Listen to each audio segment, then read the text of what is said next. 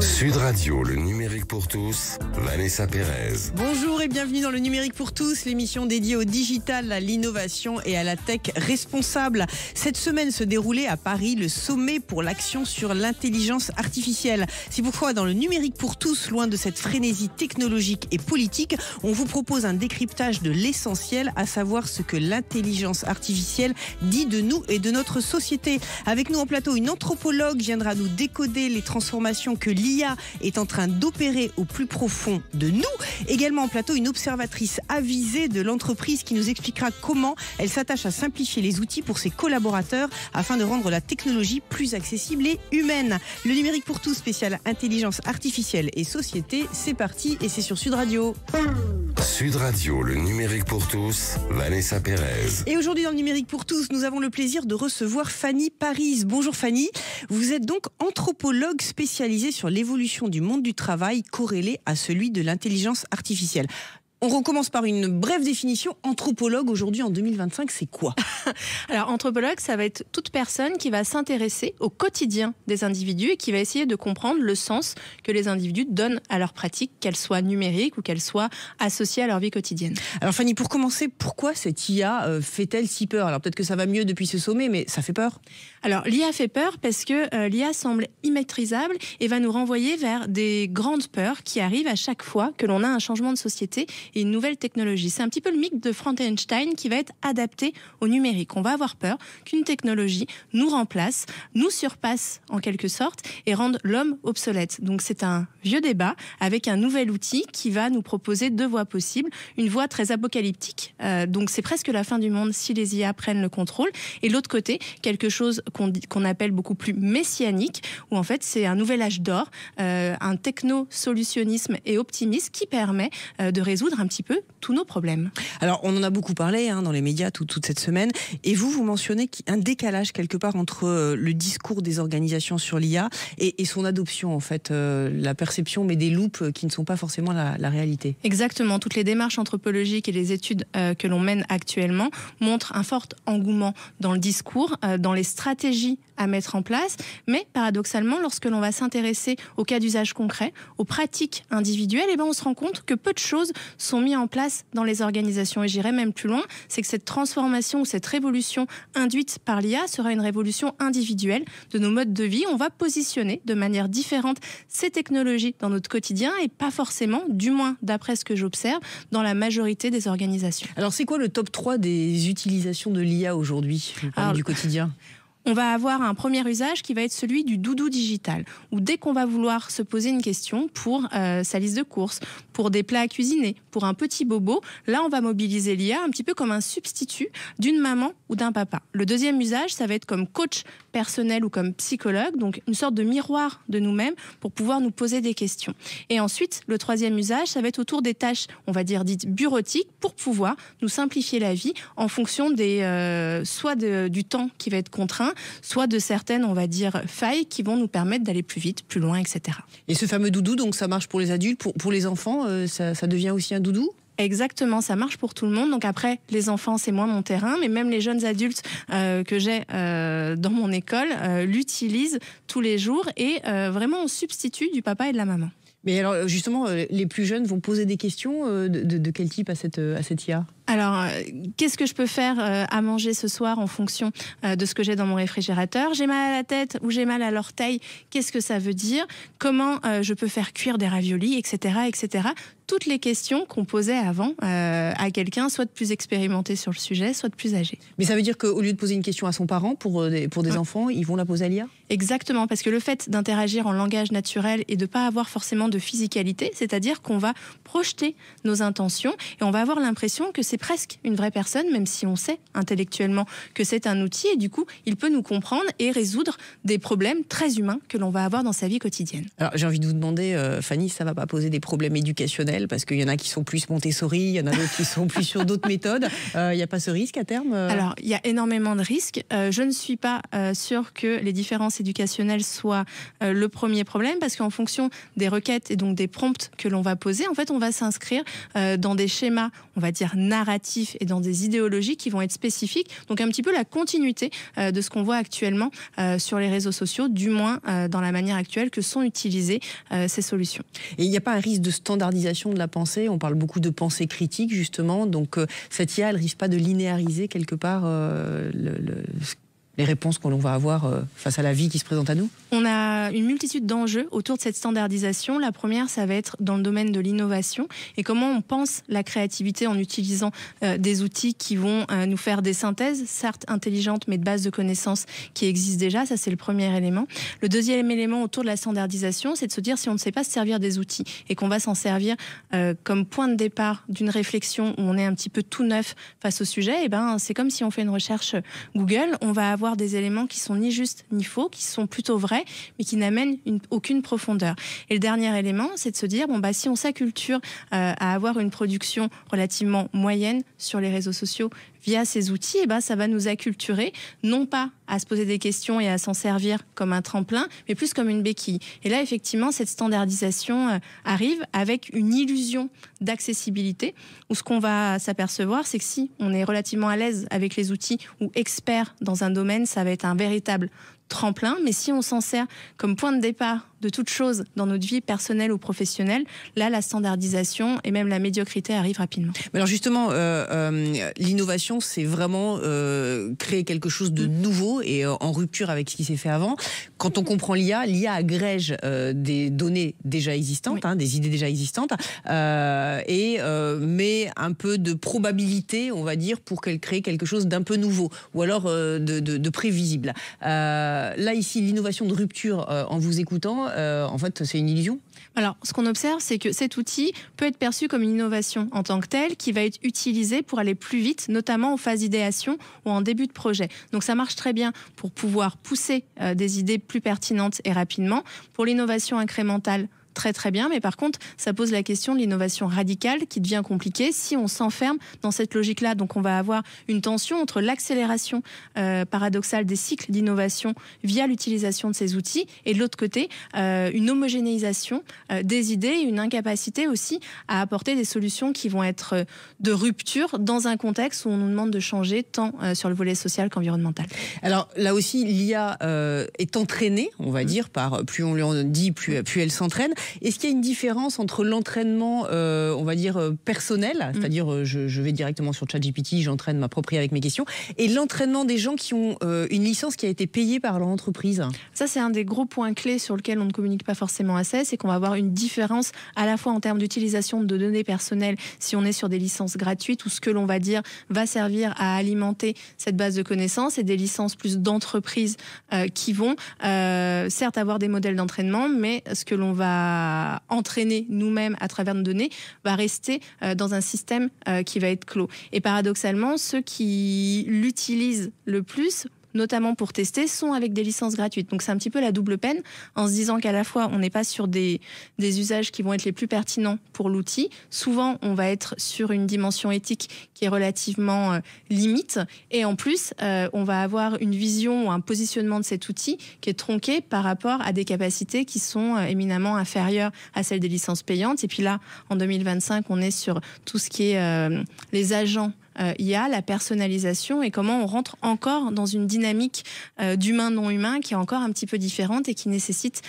plus de mise en place ou de perception ou de compréhension du mode de fonctionnement. Ces fameux agents, donc, ce sont en fait des IA qui vont être mon double, on va dire virtuel, et qui me connaîtra tellement qu'ils vont pouvoir répondre à ma place, c'est ça? Alors pas forcément un double virtuel, mais plutôt des petits assistants qui, sur des tâches précises, vont venir simplifier l'automatisation d'un certain nombre de process dans notre quotidien. Au-delà de ce qui va déjà exister, par exemple, sur ChatGPT, on va pouvoir créer des GPTs qui là vont pouvoir être beaucoup plus personnels à travers soit notre processus de réflexion, soit à travers les données qu'on va lui alimenter en plus. Donc on va avoir vraiment les deux dynamiques qui vont venir de plus en plus s'installer dans les usages des utilisateurs, notamment sous licence payante. Néanmoins, on peut imaginer que si je consomme beaucoup de ChatGPT, demain, il va tellement me connaître qu'il pourra répondre à ma place. Alors, ça arrive déjà dans certaines solutions. La question, c'est pas de se dire est-ce qu'il va répondre à ma place à partir de quoi, c'est de se dire quelle place je lui donne dans mon quotidien. Est-ce que c'est mon double? Est-ce que c'est un assistant? Est-ce que c'est un coach? Est-ce que c'est simplement un agrégateur de contenu? Pour aller plus vite, c'est plus à nous, humains, de faire des choix et d'introduire une relation humain-non humain cohérente avec ce choix-là. Fanny, vous qui êtes professeur, donc vous corrigez de nombreux mémoires d'étudiants et comme beaucoup de professeurs, vous constatez que l'IA est le meilleur ami des étudiants. Elle modifie un peu les normes littéraires, cette IA. C'est quoi la relation qui est en train de s'instaurer? Alors, on va avoir deux dynamiques. La première dynamique vont être des étudiants qui n'ont pas forcément confiance en eux et qui sont pas forcément à l'aise avec le style littéraire, qui vont s'en servir pour pouvoir mettre en forme et aller un petit peu plus vite dans la rédaction. Donc le fond est le leur et là, ça me pose pas de souci. Par contre, dans la forme, on va avoir un certain nombre de récurrences de mots utilisés pour faire des liaisons, notamment le comment, des synthèses de paragraphes qui viennent davantage, on va dire, polluer le discours. Et là, on est un peu en phase d'apprentissage. Donc, je suis plus dans une logique d'éducation en disant, les gars, ça c'est GPT, on arrête, et on redonne un peu de jus de cerveau au pied à les autres qui s'en servent comme point de départ, un petit peu comme une Bible qui va à la fois les aider à mettre en place leur démonstration théorique et ensuite à la rédiger. Et là, on va être sur une forme de soupe qui est relativement équivalente, quel que soit le sujet, avec des mécanismes de fonctionnement qui sont similaires et des portes ouvertes qui semblent intéressantes au premier abord à travers une formulation, mais qui sont relativement vides de sens et même à contresens lorsqu'on va un petit peu plus loin. Et après, l'idée, c'est pas de pas s'en servir, c'est de se dire comment on s'en sert de manière intelligente par rapport à nos capacités et à nos limites. Et ça dépend à la fois du sujet et à la fois de nos chers étudiants. Fanny, pour conclure, sans lire dans une boule de cristal, l'IA demain, elle ressemblera à quoi dans nos vies? Allez, d'ici 2-3 ans. L'IA, elle sera présente, qu'on le veuille ou qu'on le veuille pas. Donc plutôt à nous de le choisir. Par rapport aux recherches anthropologiques, on peut dire qu'il y aura une multitude d'IA qui auront des positionnements qui vont être différentes en fonction des individus. Et puis on va avoir une notion très bourdieusienne qui est le capital technologique. Donc qu'est-ce qu'on en fait de ces outils? Comment on les utilise? Et on risque d'avoir un petit peu de vitesse à la fois dans la vie quotidienne et dans la vie professionnelle entre ceux qui s'en servent comme tremplin et ceux soit qui ne veulent pas s'en servir ou qui s'en servent comme béquille, et du coup on est sur une reproduction des fractures sociales, écologiques et maintenant technologiques. Merci beaucoup Fanny Paris. Je rappelle que vous êtes anthropologue spécialisée sur le monde du travail et bien sûr l'intelligence artificielle. Restez avec nous, je vous propose de marquer une courte pause avant de découvrir comment les entreprises s'adaptent et accompagnent leurs collaborateurs en rendant la technologie encore plus accessible et humaine. Le numérique pour tous, ça continue dans quelques instants et c'est sur Sud Radio. Sud Radio, le numérique pour tous, Vanessa Pérez. Et pour continuer cette émission spéciale l'intelligence artificielle et société, nous avons le plaisir de recevoir Stéphanie Achard. Stéphanie, bonjour. Vous êtes vice-président Country Leader Application chez Oracle France. Alors on l'a dit avec Fanny, l'IA est dans le quotidien de tous et notamment au sein de votre entreprise Oracle et au sein également du quotidien de la vie des clients que vous accompagnez. J'ai envie de vous demander, cette couche supplémentaire technologique que l'on est en train de mettre, elle ne va pas complexifier la vie quotidienne de vos collaborateurs ? Bon, justement, Vanessa, c'est une très bonne question. Je pense que les 30-40 dernières années, les entreprises ont rajouté des couches. Et justement, l'idée maintenant, notamment avec l'IA générative, c'est de s'abstraire finalement de ces couches de complexité et pouvoir réellement apporter un outil d'aide pour les employés des organisations de manière très naturelle, dans un langage naturel, en fonction du contexte dans lequel la personne se trouve, c'est-à-dire en fonction de son métier, en fonction de la tâche qu'il cherche à accomplir. Et pour donner quelques exemples, typiquement dans le domaine des ressources humaines, on voit beaucoup de scénarios à base d'IA générative qui ont un vrai sens. Typiquement, vous êtes aujourd'hui à la recherche d'un emploi, vous allez voir les différents sites, que ce soit les sites des institutions gouvernementales ou les sites des entreprises. Ce que vous devez faire, c'est en fait rentrer par mots-clés. Vous dites, je cherche plutôt un job de commercial, plutôt un job de manutentionnaire, etc., etc. Ce qui est nouveau aujourd'hui avec l'IA générative, c'est que vous allez pouvoir directement mettre votre CV sur la plateforme et c'est l'IA générative qui va vous proposer des jobs. Et ça, c'est quand même intéressant parce que dans le monde dans lequel on est, où on voit que les compétences, on en parlera probablement, doivent évoluer de manière assez drastique, c'est intéressant aussi de se dire qu'on ne reste pas uniquement sur le dernier rôle que la personne a pu avoir. Et du coup, cette personne va forcément rechercher ce qu'il a fait dans son rôle précédent. L'IA va regarder le CV de manière complète, les compétences, etc. et potentiellement proposer à cette personne plus de rôles. Et pour l'entreprise, c'est aussi quelque part un gage de diversité qui est quand même intéressant. Et ça, je pense que c'est assez simplificateur dans l'approche. Alors justement, l'IA quand même aide au quotidien beaucoup de métiers, on va dire. Il y a des IA qui font des vidéos, des IA qui écrivent vos slides quelque part à votre place. Qu'est-ce qui va rester justement de l'expertise ou du rôle du collaborateur au sein de l'entreprise ? C'est une bonne question. C'est une interrogation qui est légitime. On l'a vu à chaque fois qu'il y a eu des révolutions technologiques majeures. Très clairement, des métiers ont évolué, mais ce qu'il faut voir aussi, c'est que des nouveaux métiers ont été créés. Et donc je crois que là, à Davos, lors du Forum économique mondial, il a été dit qu'il y aurait 170 millions de nouveaux postes ou rôles créés dans le cadre de l'IA d'ici 2030. Donc je pense que l'idée, c'est vraiment de regarder comment on peut les saisir. Maintenant, la crainte, elle est une fois de plus légitime. Et ce qu'il faut, à mon avis, regarder, c'est anticiper ce processus pour créer des filières, repenser les rôles, etc. Et je pense qu'il y a un sujet aussi qui est quand même intéressant, c'est regardons, on en parlait juste avant, regardons d'abord la valeur. Qu'est-ce qu'on va pouvoir faire avec ça ? Accompagnons le changement pour derrière créer quelque chose de nouveau. Parce que typiquement, on va donner quelques exemples pour illustrer. On a quand même aujourd'hui des professions qui sont sous tension. On peut citer le monde de la santé parmi celles-là. Et ce que l'on voit aujourd'hui, c'est typiquement nous chez Oracle, on a créé un assistant digital pour les professionnels de santé qui permet justement de s'affranchir ou de fluidifier l'ensemble des tâches administratives et de se concentrer en fait sur le patient. De même, quand on regarde tous les efforts qui sont faits pour lutter contre le cancer, au-delà du sujet des essais cliniques, etc., on a aussi cette IA qui va aider typiquement une personne qui est en charge de calibrer une machine de radiothérapie à contourer de manière beaucoup plus rapide les cellules cancéreuses, les cellules saines. Et ça ne veut pas dire qu'on enlève l'intelligence de la personne. Alors j'allais vous demander, est-ce que la simplification apportée par l'IA, elle ne se fait pas au détriment de la qualité du service apporté ? Alors moi je trouve pas, justement, parce que pour reprendre l'exemple du professionnel de santé qui va lui calibrer cette machine qui est extrêmement critique pour la suite des soins, ça va lui permettre en fait d'utiliser finalement ses compétences, son cerveau pour des tâches à valeur ajoutée. Et ça va permettre en fait de réduire le temps de création de cette tâche qui est quand même assez rébarbative pour pouvoir après passer le temps pour vraiment comprendre est-ce que le contouring qui a été fait des cellules saines, cancéreuses, etc., est-ce que d'abord c'est le bon ? Et deux, de vraiment regarder comment on peut aller un peu plus loin. Alors Stéphanie, vous qui avez une antériorité chez Oracle et qui équipez aussi beaucoup de clients, vous n'avez pas non plus le sentiment que cette IA elle risque d'aggraver quelque part les inégalités entre ceux qui la maîtrisent et ceux qu'elle remplace quelque part ? Oui, non ça, clairement là-dessus, il y a un vrai sujet à prendre en compte.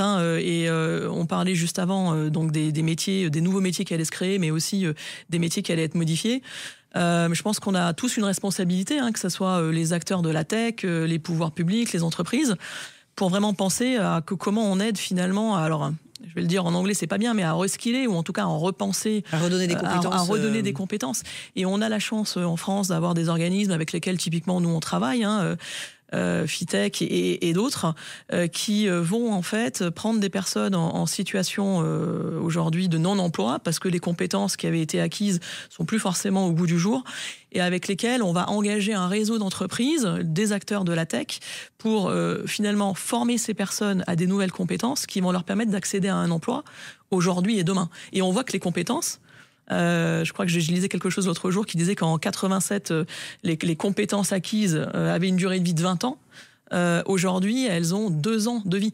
Donc ça veut dire aussi qu'avant que les personnes rentrent dans le monde du travail, il faut aussi repenser probablement le système éducatif. Alors j'allais vous le demander, vous anticipez ma question, mais justement vous embauchez beaucoup de jeunes. Est-ce que vous avez le sentiment que le passage du monde éducatif ou universitaire à l'entreprise est complètement fluide, ou alors il y a un décalage justement entre l'apprentissage, les compétences et effectivement ce que vous leur demandez au sein de l'entreprise ? Je pense qu'il y a un décalage de mon point de vue avec avec tout ce qui est collège, lycée. Il y a encore un décalage, même si il y a plein de choses intéressantes qui sont en train de voir le jour. On a vu la ministre de l'Éducation annoncer une formation en ligne sur l'IA pour les classes de 4e et seconde.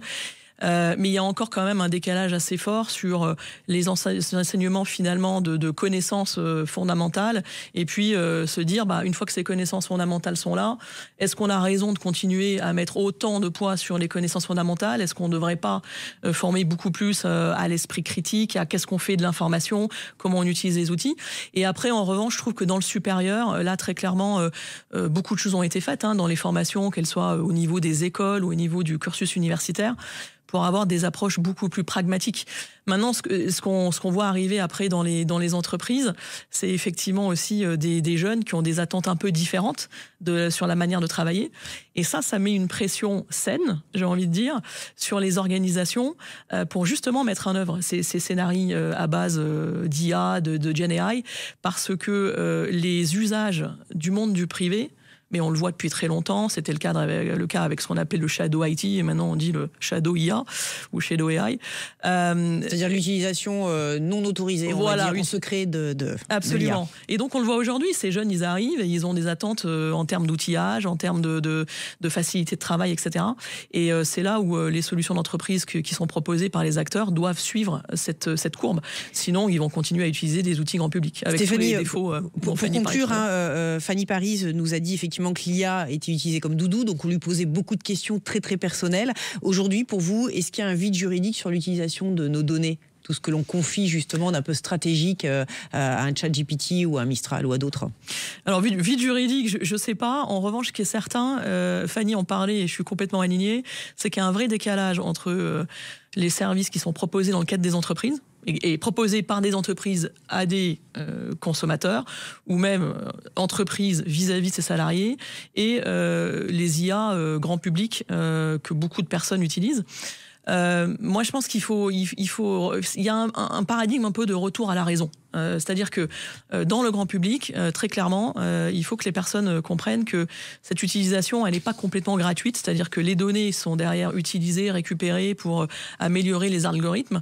Et on le voit bien avec tout ce qu'on peut recevoir par ailleurs. Une fois qu'on utilise ces systèmes, on voit bien qu'il y a un sujet réel. Et je pense que là, il faut faire de l'éducation et que les personnes prennent conscience que c'est pas gratuit et que donc Fanny disait tout à l'heure les scénarios d'IA en mode doudou. Est-ce que vraiment tout est utile? Est-ce qu'il faut pas avoir un peu de sobriété par rapport à tout ça? Et je pense que là, il y a pas mal d'éducation encore à faire. Éducation et formation. Fanny Paris, Stéphanie Achard, merci beaucoup pour vos interventions. Le numérique pour tous, c'est fini pour aujourd'hui. Je rappelle que vous pouvez retrouver toutes nos émissions en podcast sur l'application Sud Radio et sur vos réseaux sociaux préférés. Il est temps pour moi de vous souhaiter une excellente fin de week-end et de vous dire à la semaine prochaine.